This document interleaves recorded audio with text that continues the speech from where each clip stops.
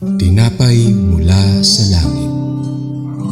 A daily morning devotion with CRC family.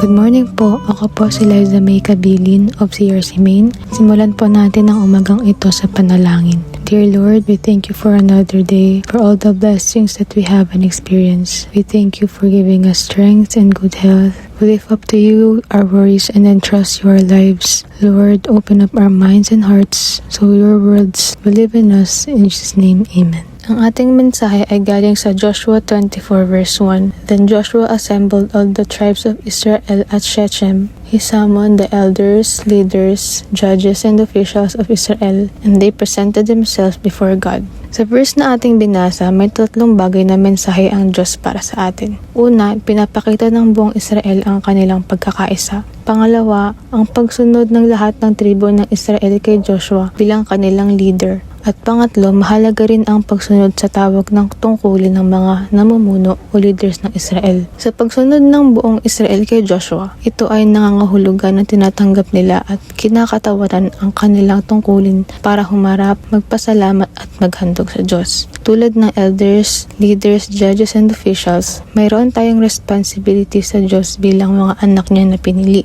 May specific role ang bawat isa, maging ang mga members. Gaano man kaliit o kalaki ang role natin kumpara sa Diyos, dapat natin itong gampanan ng may galak sa ating puso dahil di mawawalang bahala o masasayang ang ating pagpapagal. Ang sabi sa 1 Corinthians chapter 15 verse 58, Therefore, my dear brothers and sisters, stand firm. Let nothing move you. Always give yourselves fully to the work of the Lord, because you know that your labor in the Lord is not in vain. Hindi niya tayo papabayaan basta tayo lang ay mag-serve sa Kanya ng buong puso. Bilang application, mahalaga rin na magbigay tayo ng oras at panahon sa Diyos. Huwag na makalimot na Siya ay pasalamatan at purihin, lalo na sa araw ng linggo. Araw na Kanyang tinakda, banal na araw upang Siya ay handugan, purihin at pasalamatan. Gaano man tayo kabisi, nasa gitna man tayo ng pagsubok, ang pagsunod sa Kanya ang ating unahin. Ang sabi sa Deuteronomy chapter 28 verse 1, If you faithfully obey the voice of the Lord your God, being careful to do all His commandments that I command you today, the Lord your God will set you high above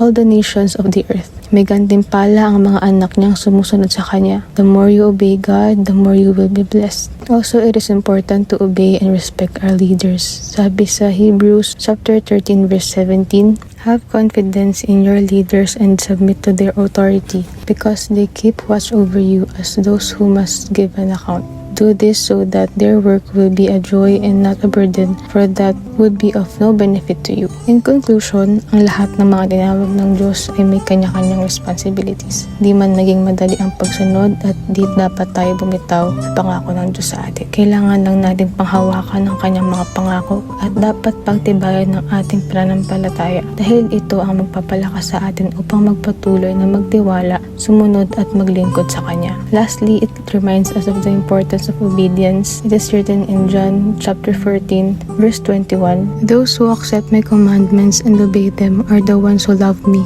and because they love me, my Father will love them, and I will love them and reveal myself to each of them. Same as obedience to our leaders, obeying them pleases the Lord, and we too will be blessed. At sa pagtatapos, let us pray. Lord, maraming salamat sa kabutihan niyo sa aming buhay. Nawa kagaya sa mensahe, patuloy kaming magtiwala at sumunod sa iyo para maranasan namin ang katagumpayan. Nawa maging bukas ang aming mga isipan at puso sa pagtanggap ng iyong ipapagawa. Through you, we can do everything, Lord. In Jesus' name, Amen. Maraming salamat po sa inyong pakikinig at pakikibahagi. Nawa na-inspire po tayo sa istorya ang ating napag-aralan dito sa programang Tinapay Mula sa Langit. Let us feed the world with the word of God. Muli, magandang umaga po sa ating lahat. To God be all the glory.